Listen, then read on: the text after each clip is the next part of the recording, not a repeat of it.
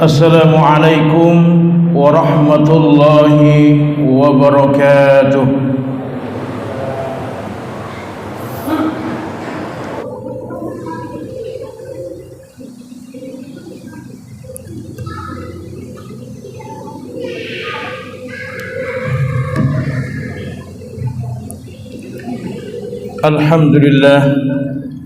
Alhamdulillahilladzi nahmaduhu wa nasta'inuhu wa nastaghfiruh wa na'udzu billahi min shururi anfusina wa sayyiati a'malina may yahdihillahu fala mudilla lahu wa may yudlil fala hadiya lahu ashhadu an la ilaha illallah wahdahu la syarika lahu wa ashhadu anna muhammadan 'abduhu wa rasuluhu la nabiyya ba'dahu. Allahumma salli wa sallim wa barik ala sayyidina Muhammadin wa ala alihi wa sahbihi ajma'in, amma ba'd. Fa ya ayyuhal hadirun ittaqullaha haqqa tuqatih fala tamutunna illa wa antum muslimun. Faqad qala Allah ta'ala fi kitabihil karim wa huwa asdaqul qailin. A'udzu billahi minasy syaithanir rajim. Walillahi 'alan nasi hajjul baiti man istata'a ilaihi sabila wa man kafara fa innallaha ghaniyyun 'anil 'alamin. Shadaqallahul 'azim wa sadaqan nabiyyur rasuluhul karim.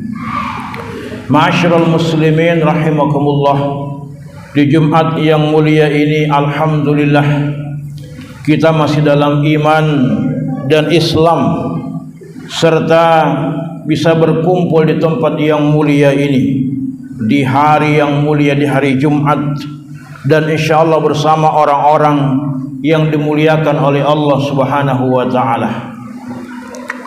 Salawat serta salam selalu senantiasa kita curahkan kepada manusia yang paling mulia, baginda Rasulullah Muhammad sallallahu alaihi wasallam beserta seluruh keluarga dan para sahabat beliau. Ma'asyiral muslimin rahimakumullah, di mimbar Jumat ini pula kami sebagai khatib senantiasa menyerukan, mari senantiasa meningkatkan ketakwaan kita kepada Allah Subhanahu wa taala. Ingatlah bahwa setiap diri nanti akan diminta pertanggungjawaban oleh Allah. Siapa yang taat, maka Allah akan muliakan mereka dengan kenikmatan surga. Siapa yang ingkar, maka Allah akan hinakan mereka dengan azab nerakanya. Maka selama hayat masih di kandung badan, mari kita sama-sama meningkatkan ketakwaan kita kepada Allah Subhanahu wa taala. Ma'asyiral muslimin rahimakumullah, belakangan kita mendengar keputusan pemerintah untuk membatalkan pemberangkatan calon jamaah haji karena alasan masih pandemi. Ini berarti sudah tahun kedua calon jamaah haji di negeri ini untuk gagal ke tanah suci. Akibatnya antrian makin panjang. Kita tahu bahwa haji adalah salah satu rukun Islam dan kewajiban agung di dalam agama kita. Rasulullah sallallahu alaihi wasallam bersabda, "Bunyal Islam ala khamsin, syahadati an la ilaha illallah wa anna Muhammadar Rasulullah wa iqamis shalah wa ita'iz zakah wal hajj wa shaumi Ramadan." Bahwa Islam dibangun atas 5 perkara, yaitu kesaksian bahwa tiada Tuhan yang patut disembah kecuali Allah, dan bahwa Muhammad adalah utusan Rasul Allah, menegakkan salat, menunaikan zakat, berhaji, dan saum di bulan Ramadan. Hadis riwayat Imam Bukhari. Ma'asyiral muslimin rahimakumullah, haji itu diwajibkan oleh Allah Subhanahu wa taala atas seluruh kaum muslimin sebagaimana dalam firman-Nya dalam surat Ali Imran ayat 97, walillahi 'alan nasi hajjul baiti man istata'a ilaihi sabila wa man kafara fa innallaha ghaniyyun 'anil 'alamin. Ibadah haji adalah kewajiban manusia kepada Allah, yaitu bagi yang mampu melakukan perjalanan ke Baitullah. Maka siapa saja yang mengingkari kewajiban haji itu, maka sungguh Allah Maha Kaya, tidak memerlukan sesuatu dari semesta alam. Mampu atau istita'ah ini menurut Profesor Dr. Wahbah Az-Zuhaili adalah mampu badaniyah, mampu maliyah, dan mampu amniyah atau amaniyah. Mampu secara badaniyah artinya adalah sehat, sehingga kita mampu menempuh perjalanan dan bisa melaksanakan semua rukun haji dengan sempurna. Oleh karena itu, orang yang dalam keadaan sakit tidak diwajibkan untuk melaksanakan ibadah haji, karena memang ibadah haji adalah ibadah yang sangat membutuhkan fisik, kemampuan kesehatan secara fisik. Kemudian mampu secara maliyah adalah adanya kecukupan harta untuk berangkat ke tanah suci dan kembali ke negeri asalnya, untuk bekal perjalanan, serta untuk keluarga yang wajib dinafkahi. Dan kewajiban haji tidak berlaku bagi muslim yang tidak mampu sampai ia punya harta yang mencukupi. Karena jangan sampai kita melaksanakan ibadah haji tapi justru memberatkan keluarga kita sampai terlantar nafkah ekonomi keluarga kita. Maka siapa saja yang sudah mampu untuk mengatasi semua persoalan itu, maka mereka dianggap istita'ah, dianggap mampu untuk melaksanakan ibadah haji. Selain itu, ada disebut dengan mampu dalam keamanan atau amaniyah. Artinya keamanan calon jamaah haji terjamin, baik dari gangguan kejahatan termasuk wabah penyakit yang berbahaya. Jika ada kondisi yang merintangi dan mengancam keselamatan kaum muslimin dalam perjalanan haji, sementara halangan itu tidak bisa dihilangkan, maka hal itu jadi pembatal syarat istita'ah dalam berhaji. Dalam sejarah, ibadah haji pernah dibatalkan, misalnya karena wabah pada tahun 1814 Masehi, juga pada tahun 1837 Masehi, dan wabah kolera pada tahun 1846 Masehi. Ma'asyiral muslimin rahimakumullah, sebagai rukun Islam, syariat Islam telah menetapkan seorang pemimpin atau imam atau khalifah untuk mengurus pelaksanaan ibadah haji ini dan mengurus keperluan para jamaah haji. Kenapa? Karena para khalifah, para imam, para pemimpin itu adalah ra'in. Mereka adalah pengurus rakyat.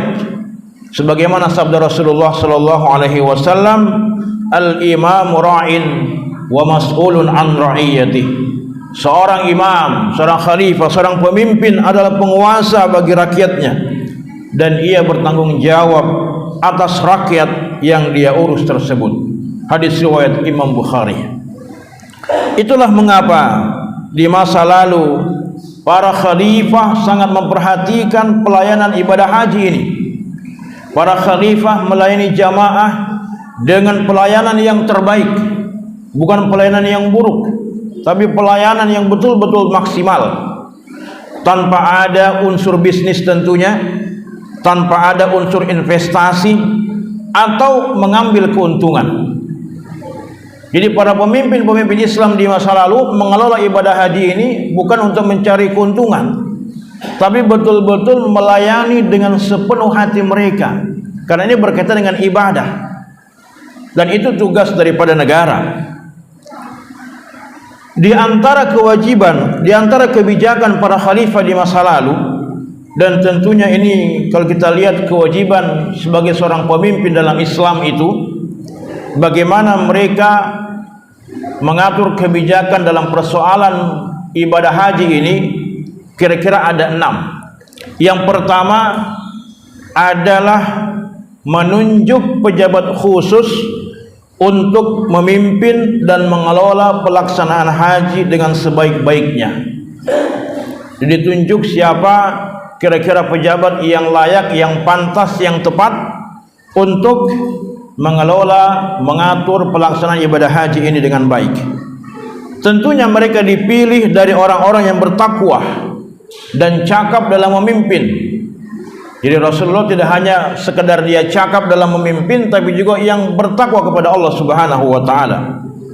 Rasulullah sallallahu alaihi wasallam pernah menunjuk sahabat Utab bin Asad, juga Abu Bakar As-Siddiq radhiyallahu anhu, bahkan Rasulullah sallallahu alaihi wasallam pernah memimpin langsung pelaksanaan ibadah haji pada saat haji wada. Beliau langsung yang pimpin. Dan pada masa kekhilafan Umar Ibn Khattab radhiyallahu anhu dan kekhilafan Utsman bin Affan radhiyallahu anhu, pelaksanaan ibadah haji ini pernah diserahkan kepada Abdurrahman bin Auf radhiyallahu anhu. Abdurrahman bin Auf kita kenal sebagai sahabat yang konglomerat, ya.